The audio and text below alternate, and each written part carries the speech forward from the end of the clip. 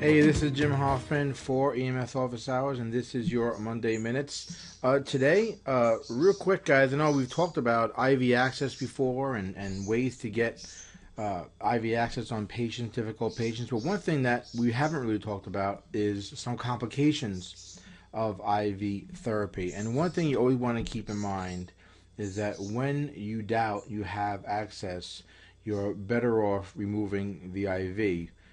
Rather than trying to push fluid through it or medications through it and having it infiltrate. So some of the complications, and the main complication, of course, is infiltration. And what this is pretty much is the fluid that gets into the tissue surrounding the veins. The cause is normally, you get it because the catheter or the needle, it gets dislodged, or it might penetrate through the vein, and that allows the IV fluid to leak into the surrounding tissue. Okay, some of the things you want to look for, well, look at slow flowing, the solution's flowing at a very sluggish rate, or maybe even not flowing at all. Maybe the site where you start the IV is cool or pale. Look at the site where you have it. Look at the actual infusion site or the extremity. Is it swelling? You might see some swelling going on. Okay, the patient might complain of pain or tenderness or burning or irritation at the site of where you started the IV, and you might see even fluid leaking around the infusion site as well.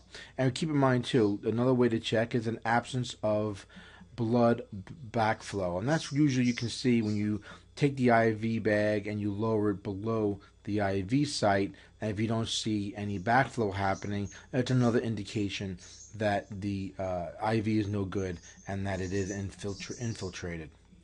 So these are just some quick tips, guys, to look for. I'm going to try to make another video and talk about what you can do when you have these sort of things going on. Of course, the main thing, like I mentioned before, guys, when in doubt, take it out, right? Take the IV out, start another IV at another site, higher than where you initially started. But I'm going to go over that and some other little tips that you might be able to use in another video coming up, where I'll talk about some things you can look for or you can try to do before removing the IV that might be simple and help you actually salvage the IV if you feel that it might be infiltrated or it's not flowing the way you'd like. Guys, this actual content is from one of the digital tech books over at Paramedic. I encourage you to go check out Paramedic, guys. It is a members-only study and training resource website. Just click the Get Access Now button right here and go check it out. And this is just a little bit of a tidbit of some of the content that is included in these types of digital downloaded PC textbooks. So go check that out, guys. You have some Monday Minutes of your own. Be sure to send them over to me. It's my email is jhoffman@ems-safety.com. You can get all the other Monday Minutes right here at YouTube, or you can go get them at emsofficehours.com as well.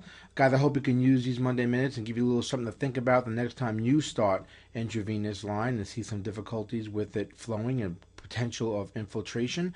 Until next week, guys, as always, Jim Hoffman for EMS Office Hours. Stay